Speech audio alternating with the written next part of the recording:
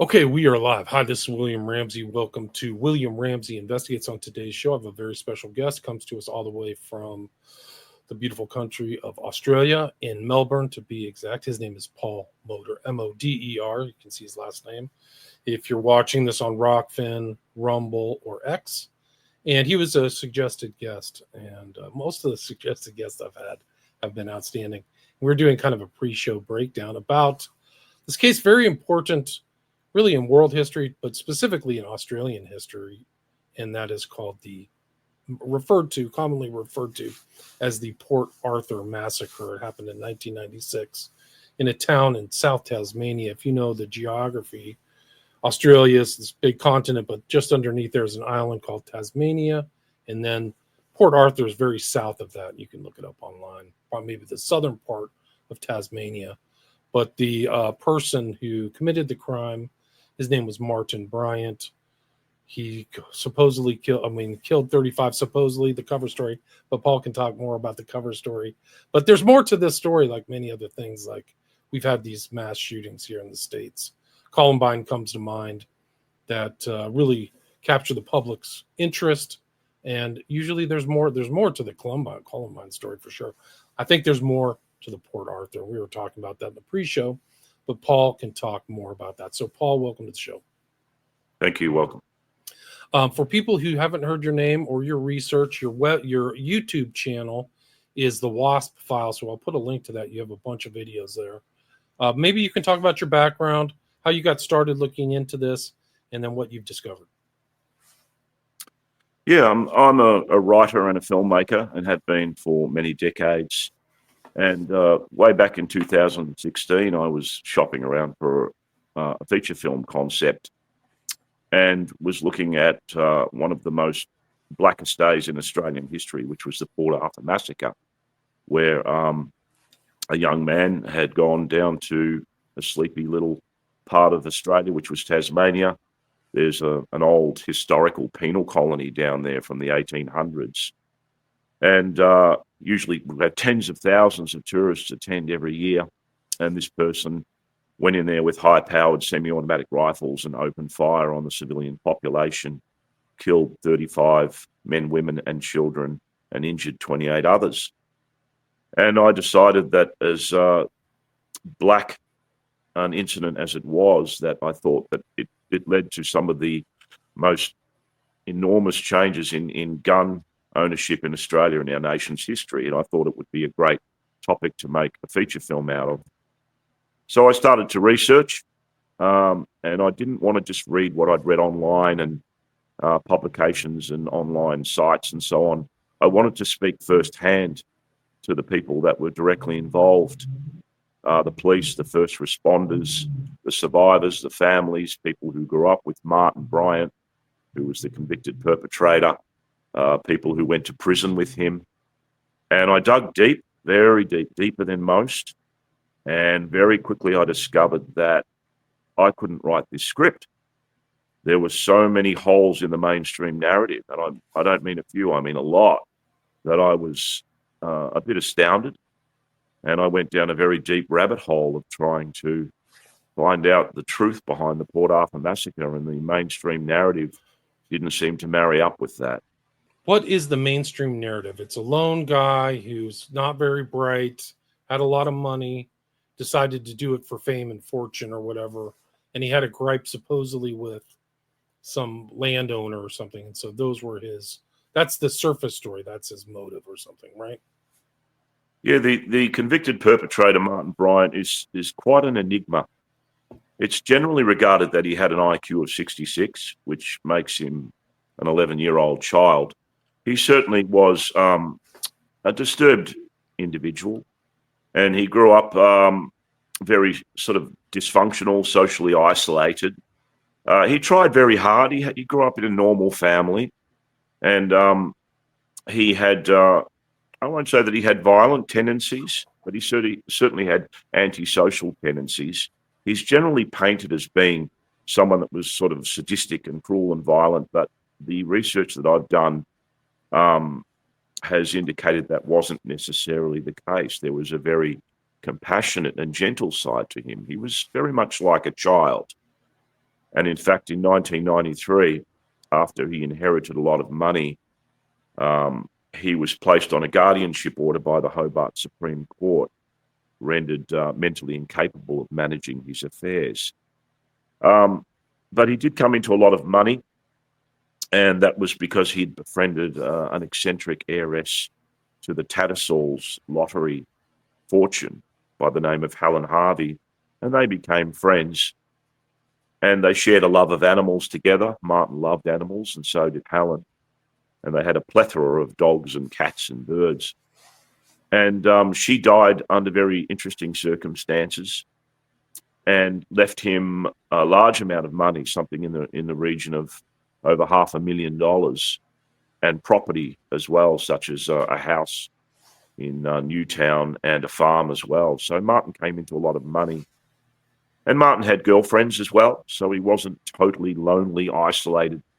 You know, the lone gunman, you know, sitting in his shack alone, which has been perpetrated by the media. You know, he tried hard, but he had difficulty communicating, and he was certainly ostracized by his local community.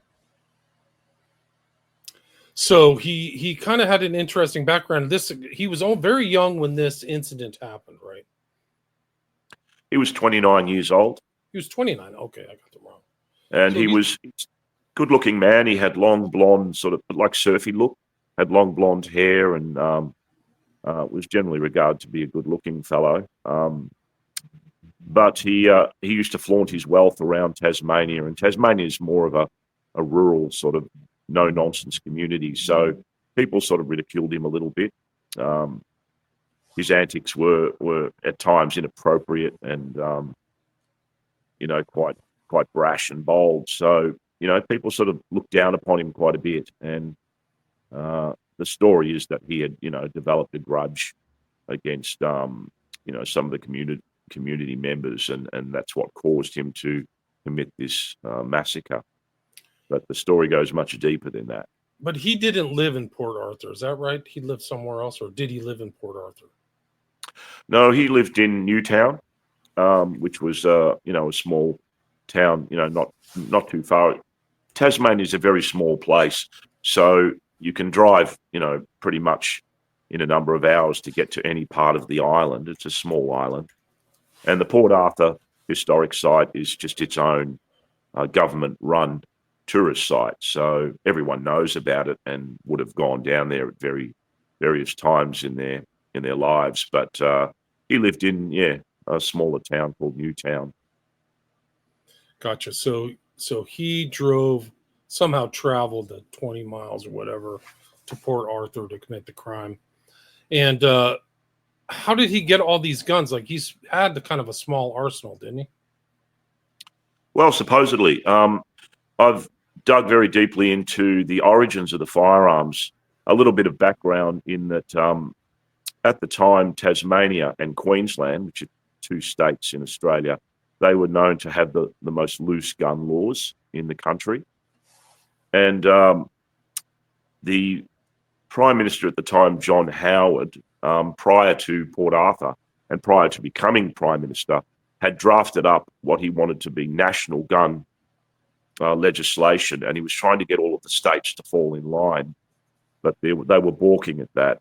And one of the New South Wales premiers, Barry Unsworth, was famous for storming out of the meeting and quoting that there'll never be uniform gun laws in Australia until we have a massacre in Tasmania. Wow. And lo and behold, a short time after we did. Wow. We also have a very advocate for anti-gun control by the name of Roland Brown. He also was stated in the papers as saying there will be a massacre in Tasmania. So you were required to have a license in Tasmania, despite what people think, but you could purchase high-powered semi-automatic rifles. There wasn't a proliferation of that kind of firearm, but they were, of course, available. And now, after John Howard's sweeping legislation, they've all been banned, heavily restricted in this country. Right. So it was an issue. There's always been this kind of gun control thing, and then this, just by happenstance, there's a mass murder in 1996 in the place with the most loose regulations. It's kind of, Tasmania is maybe more of a frontier island than maybe some other parts of Australia, right? Like it kind of has that reputation. Is that correct? It's a little bit like a law unto its own, and it's an interesting place, Tasmania, very insular, and they like to keep to themselves and consider themselves a bit separate from the mainland. I think an important aspect to note with the Port Arthur massacre was this was way back in 1996, and at the time this was the biggest mass shooting in the world by a lone gunman at the time, or one of. And it didn't happen in other parts of the world, such as America, but in this sleepy little island called Tasmania. It was a major, major event. One of the outrageous aspects of that was that with such a crime of this magnitude, we didn't have an open trial. There was no open trial, and we have a coronial inquest, which is mandated by the states to look into any kind of crime where there's violent death or death by fire, or if foreigners die on Australian soil. We didn't have a coronial inquest either. That was commenced and then it was squashed by the federal government. John Howard had squashed any chance of a coronial inquest, and we didn't have a royal commission either. A royal commission is like a public inquest, and because we're part of the Commonwealth, that's a very detailed examination of events. So the biggest mass shooting in the world at the time didn't warrant any of those judicial processes. And in essence, there's been a comprehensive shutdown of the information that would determine the circumstances of that crime. It's incredible. So, I mean, just the fact that he was able to murder 35 people is extraordinary. And he injured another 23. So it's like a total of 55 people or something like that, right? That got shot. 28 were injured, 35 killed. And it is, by any intents and purposes, an astounding feat for any one person to achieve, notwithstanding someone with quite considerable psychological, emotional, mental, and physiological disadvantages. A lot of people here have stated that there are very few people in the world that could have that kind of aptitude and skill to be able to carry out a massacre of that proportion. Most modern day terrorists would consider that a huge success, as distressing as that sounds. And here we have a disadvantaged male who apparently wasn't that proficient with firearms. The weapons that were used were a Colt SP1, which is a civilian version. It is an AR-15 style rifle, one of the earlier type, and a semi-automatic high-powered rifle called an FN-FAL. So those firearms, people say, are, yes, in the wrong hands, can be used to devastating effect. We've certainly seen that in the States with the AR-15. But this was a person that there are a lot of questions about whether or not he could have carried out that. And then, of course, there's a lot of evidence to suggest that there were other parties involved and that the person who perpetrated that massacre was not Martin Bryant. Remarkable. So is it possible that he didn't even fire a shot? Martin Bryant was definitely involved, because one of the aspects of the shooting was it was a multiply staged event. The initial shooting took place down at the Port Arthur historical site in a cafe where a lot of victims were taken. And then the shooter continued a rampage down near the tourist buses before travelling up the road to a toll booth, commandeering a vehicle, executing the occupants, then kidnapping someone after that on the way from a service station, taking that vehicle to a little cottage, an Airbnb cottage called Seascape Cottage, where it had been pre-set up as the final siege, if you like. And the owners of that cottage were murdered prior to. And Martin Bryant was arrested at that Seascape Cottage. There was some negotiation with the police on the phone, which was quite odd. It was like he was playing a role, if you like. I spoke to the police negotiator, and he said that it was like he was reading from a script, and he was calling himself Jamie. And At some point, the cottage had been set on fire, and Martin Bryant had run out on fire and was arrested by the Special Operations Group police. And he was then, accused of being the person that perpetrated the entirety of that crime.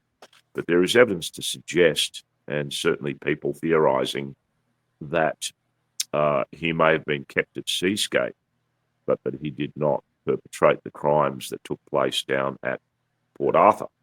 So whether or not he fired any shots is another question. Interesting. It would have been a better crime and wrapped up if he died in the fire at Seascape, right? So like that's kind of like some of these operations here in the States, they die in a hail of bullets and it's all cleaned up, done. Our hands are washed. He's dead. Do you think he was supposed to survive? Look, I think if we look at the notion of false flags, and certainly a lot of the shootings that take place around the world and particularly in the States, there always seems to be these questions where you would imagine something like this is black and white. That say, okay, we know that's the person that was the perpetrator. We have all the evidence. We go to trial. There's an open trial and all of that's presented, and then you can make a solid determination. And that is not the case. So because we didn't have an open trial or a coronial inquest, crucial witnesses, some of them who knew Martin Bryant from when he was a child growing up, tendered witness statements saying that the person they saw on the day was not Martin Bryant. Wow. Also, I spoke to the forensics department who, quote, crawled all over that cafe where the shooting took place. And they collected shell casings. There was DNA on a food tray where the shooter had a meal. And none of that evidence has ever seen the light of day. We haven't got any comprehensive evidence that's been tendered in court or available to the public. And also on top of that, they placed an initial 30-year ban on the release of any hard evidence from 1996. This was by the Hobart Supreme Court. It was due to expire next year. Then I found out that the Tasmanian Archives Heritage Office had extended the ban under the highest restrictive category, E75, Chief Police Commissioner's eyes only, for a further 75 years, till 2091. So in all that time, we've never had any evidence that was tendered in court. Witnesses who contradicted the mainstream narrative have never had their say, never been able to present their witness statements. And there was something like 200 witness statements taken. So yes, if we consider that there was an effort to try and cover up any evidence, Martin Bryant certainly should have died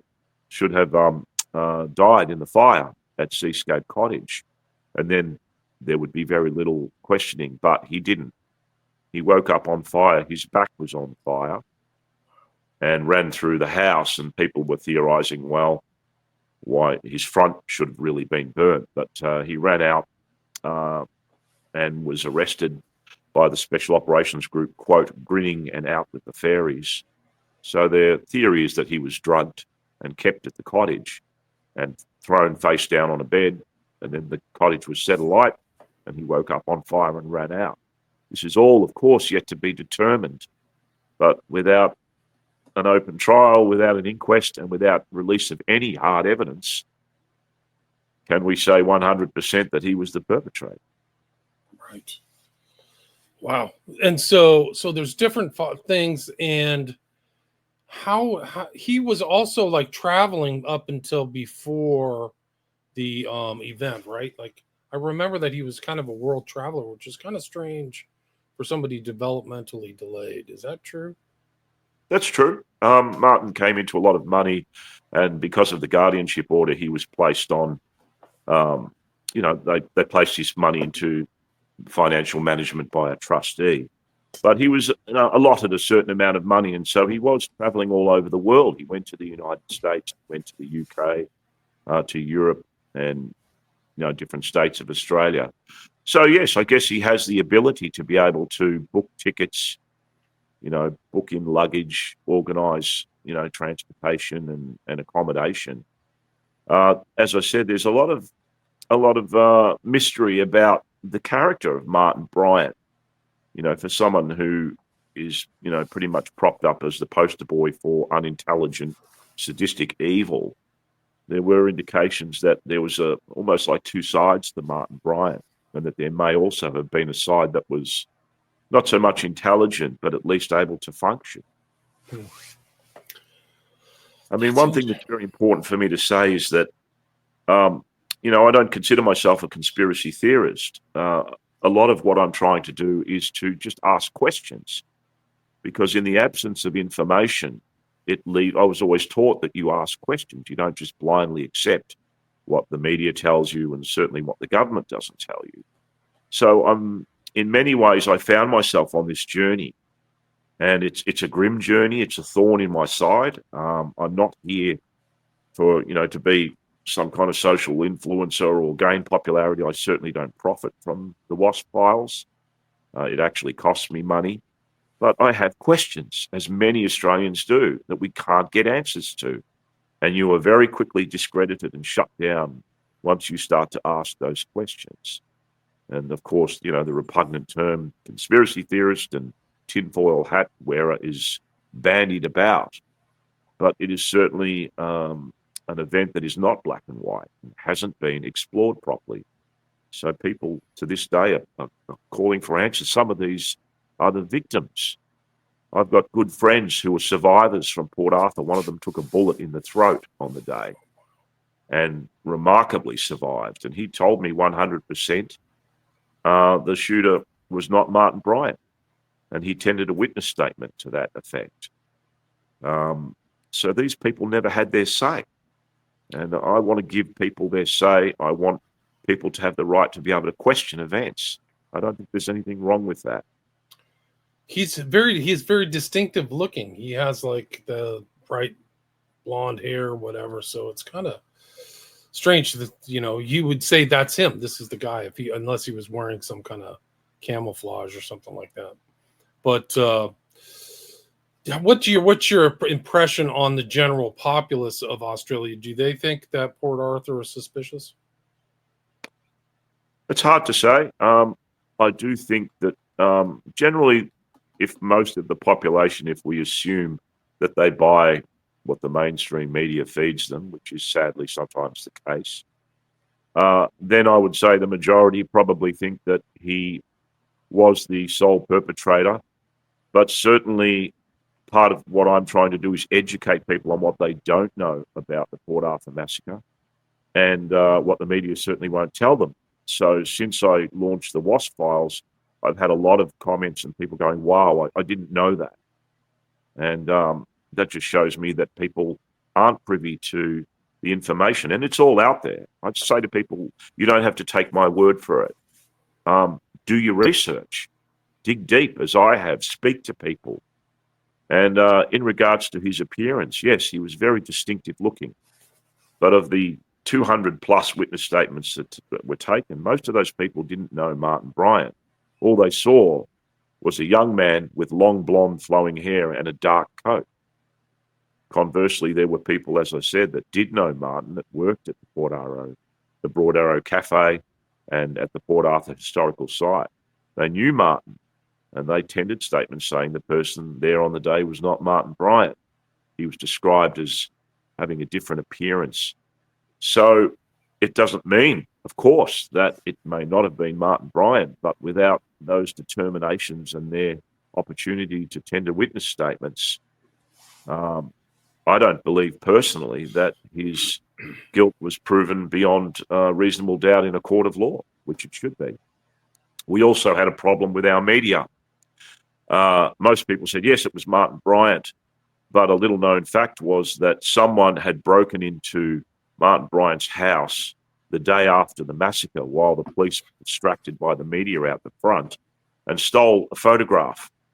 And that ended up on the front page of every main newspaper in Australia and went around the world saying, with titles like, "This is the man," and "The face of a killer." Now that's illegal. He hadn't even been charged. This is the day after. So any chance of an unbiased, unprejudiced trial was lost. And they were sort of slapped across the wrist for that. But that is a very serious transgression. We also have very clear examples where the media had taken Martin Bryant's photo and deliberately doctored it to raise his eyebrows and manipulate his eyes to make him look wild and crazed.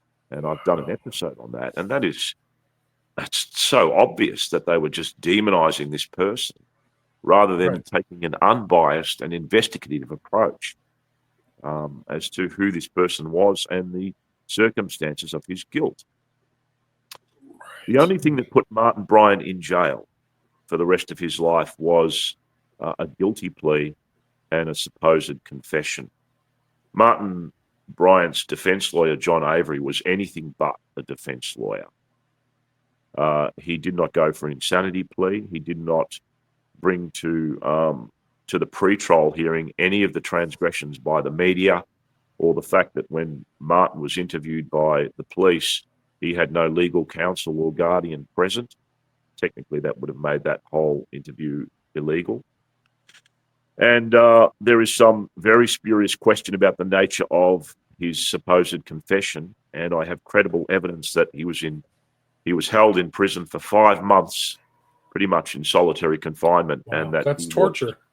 That's torture. Yeah. And I don't mean mistreatment. I mean a premeditated, directed, and sustained form of torture to extract a confession from him. Risdon is a very dark and black hole of a prison.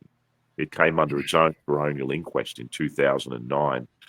But I'm following that up with Amnesty International, and we'll be looking at human rights lawyers as well, because that's a tech. I don't know if you know this, Paul, but that's a technique to elicit confessions. Is you psychologically isolate them, torture them, give them bad food, and people will say anything after it drives you crazy. They'll say whatever you want. Sure. That's what they do before. There's stories like that here in the States. People in prisons know these techniques and stuff like that. The public doesn't, but wow. It's very distressing. This is Australia and it's not North Korea, and we don't torture people.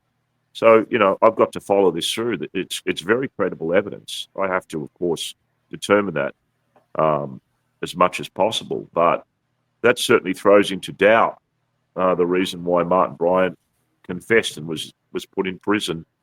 His defense lawyer also went to his mother, Carleen Bryant, after 5 months, because Martin had staunchly held a not guilty plea, and said, look, you've got to get him to change his plea. So she confessed in her book, My Story, that she went to the prison with John Avery and told Martin, if you don't change your plea to guilty, you'll never see me or your sister Lindy again. Result, Martin changes his plea, case closed, no need for a trial, no need to present evidence or witness statements. He's tossed in jail and they throw away the key. So without a coronial inquest, open trial, cross-examination of Martin, we don't have the answers. And to this day, not one journalist in 29 years has interviewed Martin Bryant. I tried to contact him, and my letter was seized as a risk to prison security. Very few people are allowed to see Martin Bryant. He is locked away in a black hole, and all the media that are very quick to decry, oh, yes, he's guilty, he's an evil, sadistic killer. Not one of them has interviewed him in 29 years. They're not permitted to. Incredible. None of them have had access to all the hard evidence, the ballistics and DNA, and none of them have interviewed some of the witnesses that contradict the mainstream story. They cherry pick some of the other witnesses and put them on programs, but the people that I've spoken to have only had their say on the WASP Files. So you don't have to take my word for it as well. You can hear directly from some of the survivors' mouths, like Wendy Skur and Stephen Howard.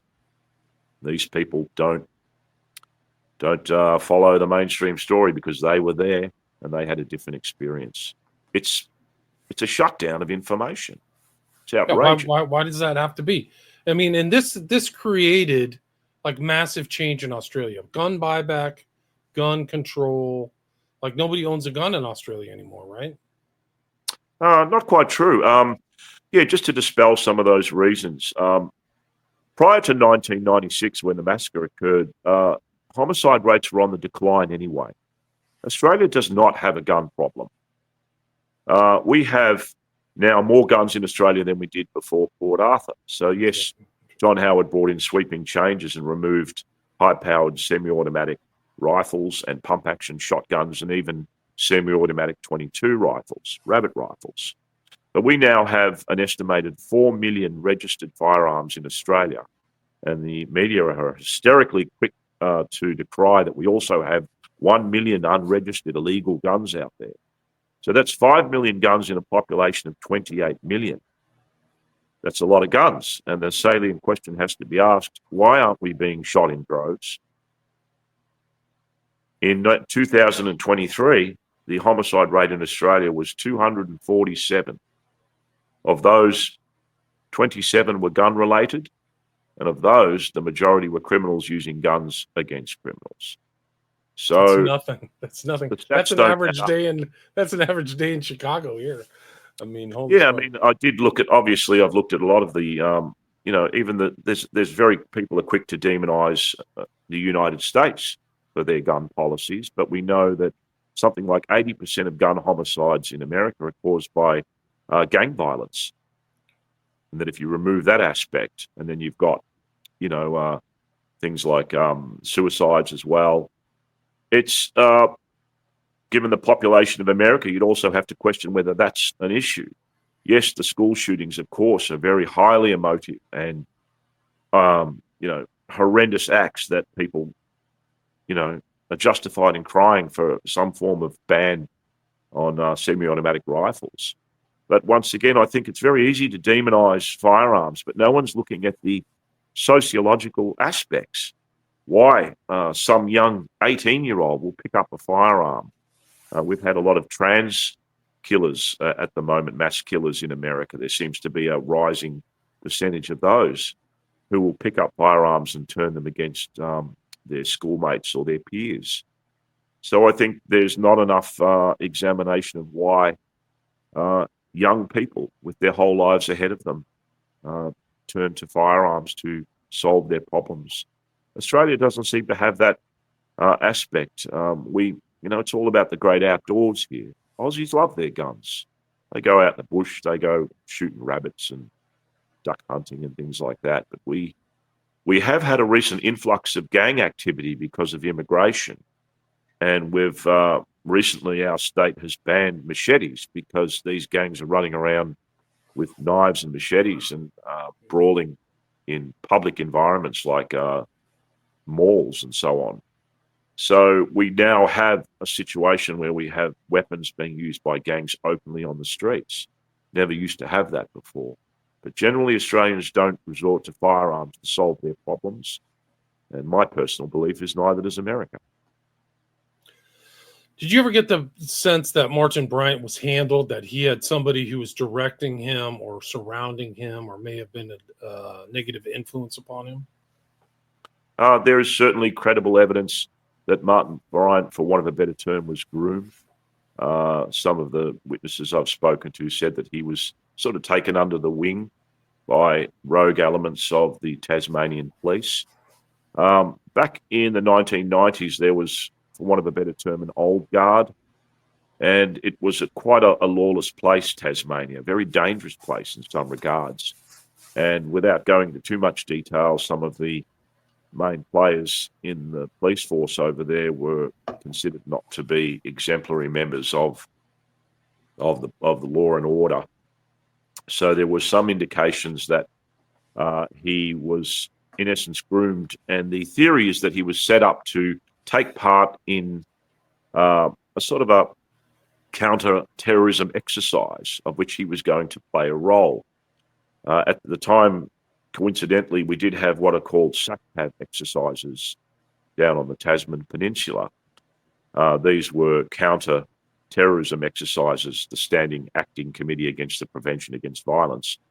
And these took place, which means we had tactical police and special air service and support carrying out exercises. They do this all over the country, but that was in the months before Port Arthur.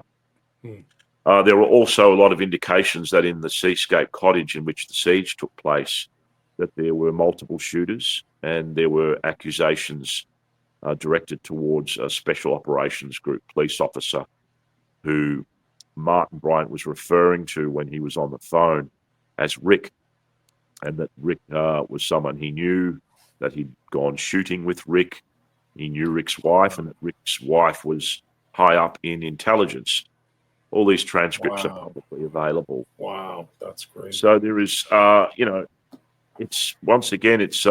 I'm not alleging anything. I'm asking a lot of questions, but there are certainly so many aspects to the crime that have never had answers provided.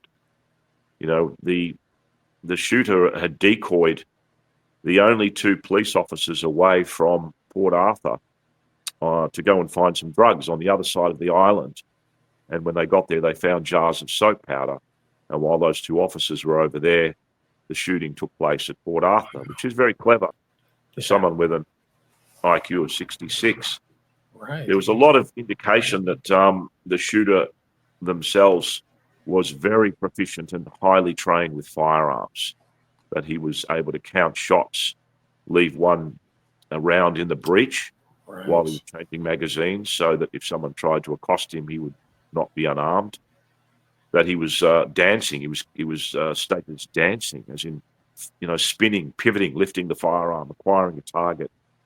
Most of the people that were killed in the cafe were killed with headshots. So, and the shooter was firing from their hip, not from their shoulder. So it was an incredible feat, and a lot of people are saying there are indications there were third parties involved, and if they were, they would have been very highly trained individuals. Yeah, that's also one of the things about lower IQ people, and this is proven, is they have trouble thinking outside of themselves.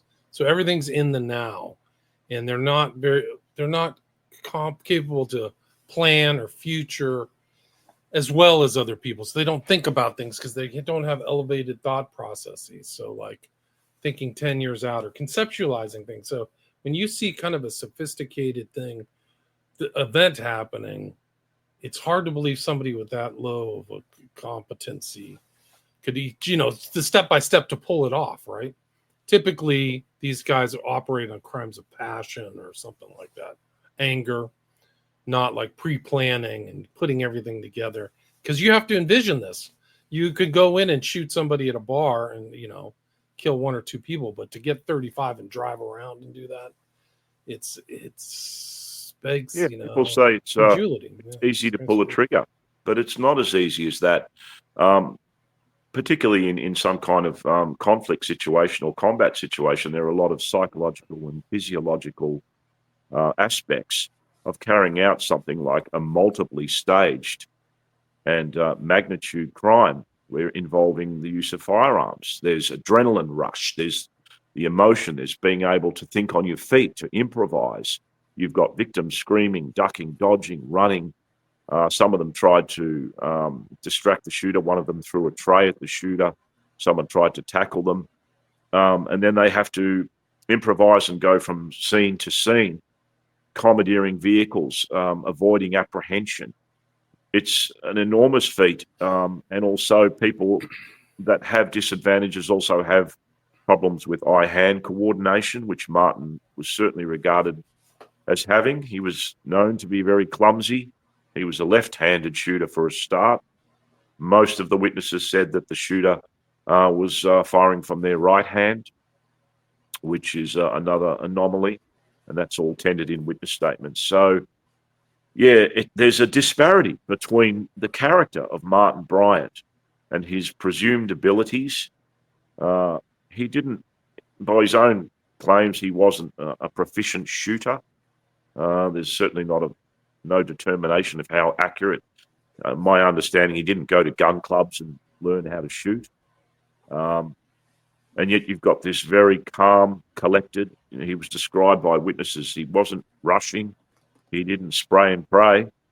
He was very calm, collected, methodical, cold, and just executed men, women, and children. And at one point, one of the most poignant aspects of the tragedy was he executed a young mother, and she had a 6 and a 3-year-old daughter, and he killed them as well and chased the 6-year-old around the tree and shot her as well. Now that takes a particular mindset. That's a cold, calculating psychopath. I have all the reports, all the psych reports on Martin Bryant, and they're very nebulous. Some say he may have had Asperger's, and some say he had schizophrenia, some say he didn't. They don't really, none of them have determined he was a psychopath or that he had split personality, dual personality disorder. So you can read them. They're all available online. And certainly all the experts will proclaim, oh, yes, he was this, he was sadistic, and he had a plan, and he did this. But I still think, I take that with a grain of salt. We haven't heard from his mouth. Interesting. Was he in the care of any like mental hospitals or hospitals before the killings? No. He was evaluated by some doctors, but my understanding was that he didn't have a prescribed form of treatment. I guess mental illness was not dealt with in a sophisticated manner as it is today, but even then it's not up to par. So he may have been taking medication for schizophrenia, and I looked into that medication, and it was the sort of thing you shouldn't take if you don't have schizophrenia. So he wasn't, in essence, treated. And one of my concerns is when we look at our human monsters, we sometimes forget that this was some mother's little boy or little girl, and that Martin tried hard. He used to run little errands around the town and sell crayfish and fresh vegetables to the locals and sell little knickknacks to the tourists. He tried to befriend people at school. He was bullied a lot. And I just felt that there was no help there. If he was a ticking time bomb, as often been described, well, certainly no one was keeping a lid on that by making sure that he had proper treatment and was looked after, and certainly not being able to be provided with firearms. Though his girlfriend, Petra Wilmot, who was with him 3 months prior to Port Arthur and right up to the night before, said she was asked by one of our reporters, why did you stay with him? And she said, because he was gentle and kind and looked after me. And she said she had no knowledge that he owned firearms or that he was a shooter. So there's just an enigma, a mystery, and that's where the questions lie. And that's what I'm about, asking questions. Right, but typically women are key into those personality characteristics of men to sniff out, secret violence and stuff like that. So for her to be with him 3 months and say no indication of like violence or violent tendencies, to me it's a huge red flag. Like she doesn't notice any. Like he flew out, like he'd go into rages over petty things or something. That's very strange.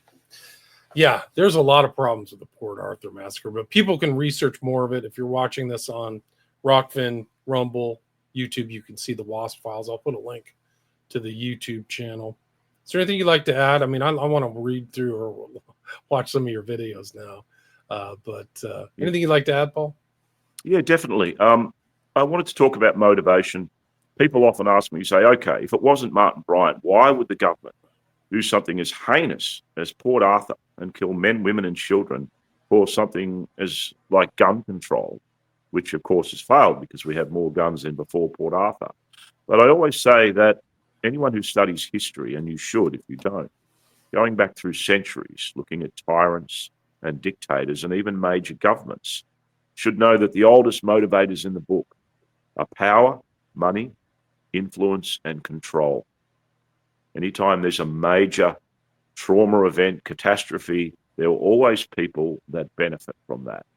Greed, of course, is one of the primary motivations of our less savoury members of society, particularly people in higher authority. So for me, gun control was not so much it might have been a bonus, but it was not the primary reason why. Some of the shadier aspects of government, being intelligence agencies and rogue players within government, would orchestrate or consider some form of false flag. Power, money, influence, and control. We saw that with events such as 9/11, where there was just people that did benefit from that, and there's control over the population. Suddenly you can seize offshore funding. You can arrest people and hold them in places like Guantanamo Bay without charge for longer periods of time, more surveillance. It's control over the masses. We know that the operating protocol of governments the world over is fear, control, fear, control. We only have to look at COVID as an example of that as well. It's just to get the population to comply. And that's what I believe. There are some shady elements in higher authority that were orchestrating a lot of these events. And in my opinion, Port Arthur was certainly a contender for that. Wow, amazing. Yeah. That's a great way to wrap it up. Again, the researcher is Paul Moder, Moder, and I've titled this The Port Arthur Massacre. Is there more to the story? And there clearly is a lot more to the story. So people check out his YouTube channel, and thanks so much for your time. Really appreciate it. Thank you very much. All right, stay there. I have to